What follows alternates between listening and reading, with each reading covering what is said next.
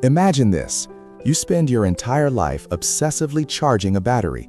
You watch the percentage tick up, 50%, 80%, 100%. You sacrifice your comfort and your time to get it to a full charge.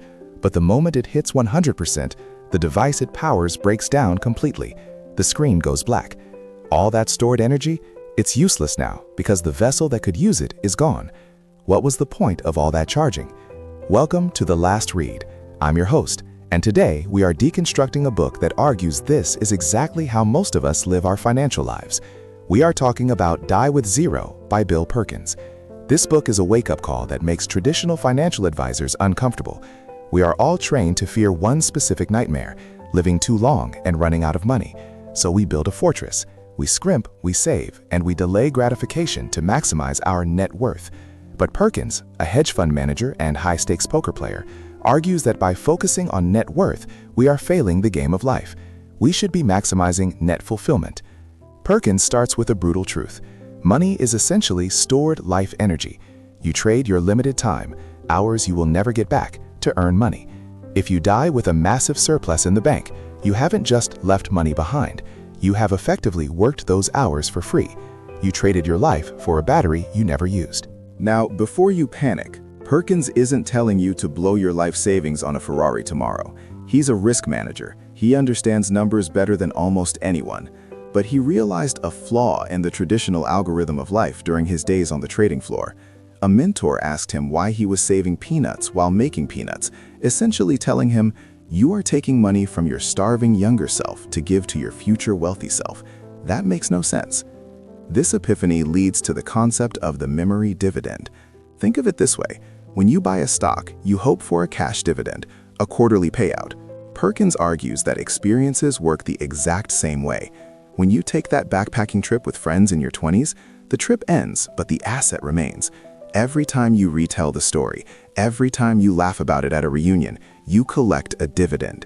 Here is where the math gets fascinating.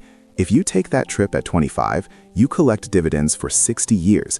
If you wait until you are 65, the standard retirement age, to take that same trip, you might only have 15 years of dividends left.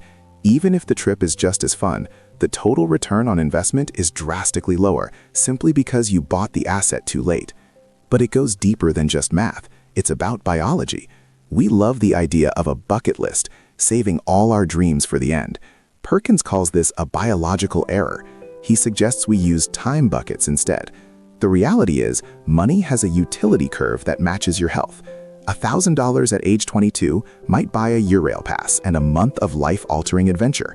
That same $1,000 at age 80, it buys a slightly better hospital bed. The money is the same, but its power to generate joy has collapsed. Some experiences, like skiing the Alps or backpacking through hostels, belong in specific time buckets. If you miss the window, you can't just do it later. That bucket has a hole in the bottom, and it is draining. So what is the strategy? It's not to be reckless, it's to aim for zero. Perkins argues that your net worth should actually peak between the ages of 45 and 60. That sounds terrifying, right?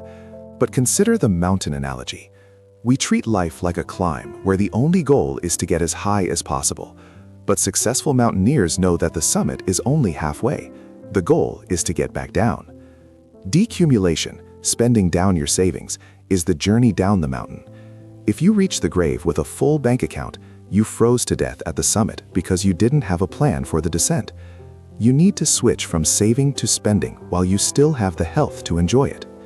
Ultimately, Die with Zero asks us to stop treating money like a high score in a video game and start treating it like fuel. You filled the tank so you could go somewhere. As we wrap up, I want you to look at your savings account and ask yourself the hard question Perkins poses. What experiences are you delaying for a someday that might never come? You will reach zero one way or another. You can either reach zero money because you converted it all into a life well lived, or you can reach zero life with a bank account full of wasted time. The choice is yours. Thanks for listening to The Last Read. If you want to see the charts and the math behind this philosophy, check the link in the show notes. Don't waste another second. Go live your life.